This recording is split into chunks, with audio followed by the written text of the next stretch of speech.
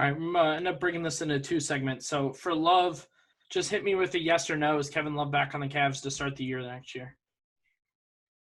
I'll say yes for now. I'll say yes. I know it's an eye roller, but for now, I'll say yeah. Dan Glinski here with me on the Glory Road podcast. Go ahead and give him a follow on Twitter at ArmchairQBDan.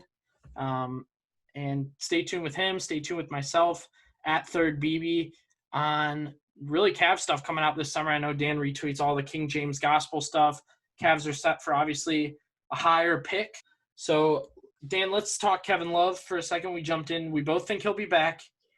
Fans don't want him back. He doesn't want to come back.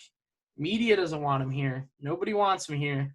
But, I mean, this is one hell of a situation that you can't get him out because I'm going to list my reasons. I say, number one, it's gotten to the point, and it got to this point last year and again this year, you're no longer getting something for him. You're giving something to move on from him. You missed that window. That window passed. Maybe during the Beelines era, you could have done that, but you missed. And it was a tough enough contract to trade at that point.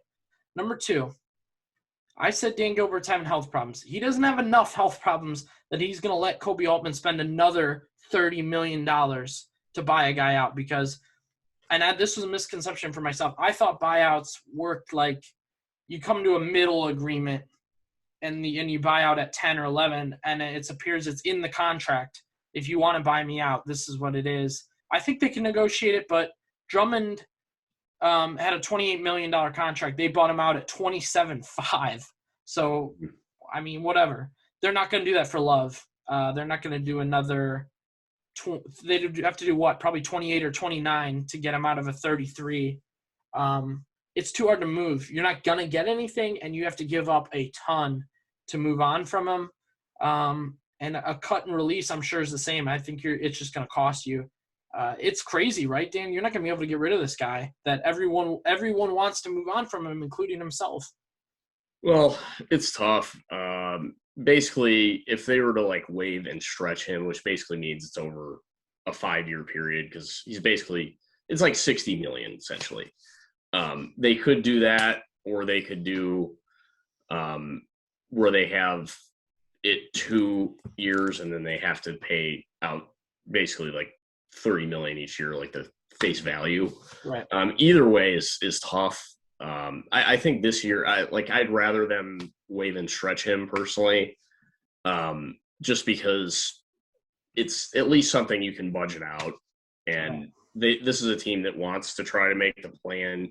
I mean, I love to say playoffs, but I got to be realistic. So 12 mil, I mean, it's still definitely a chunk of change, but it's something they can mitigate it somewhat. And you could get a guy with the mid-level. We'll have to see exactly what that'll end up being. But it's probably about 10 million, which, I mean, per year, you could probably get a TJ McConnell with a 2-year deal for 20 million in that realm. So that you still could do that. Or it's just tough because Blake Griffin, that situation, he ended up giving about, I think it was like 13 million back in his buyout. I don't, there hasn't been any conversations with Love about that. And I don't know if Love's going to do that. I'm not sure.